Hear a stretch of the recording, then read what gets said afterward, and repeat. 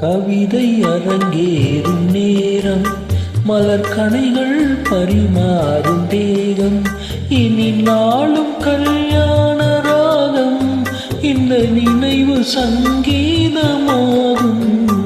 கவிதை அரங்கேறும் நேரம், மலர் கணைகள் பரிமாறும் தேகம்.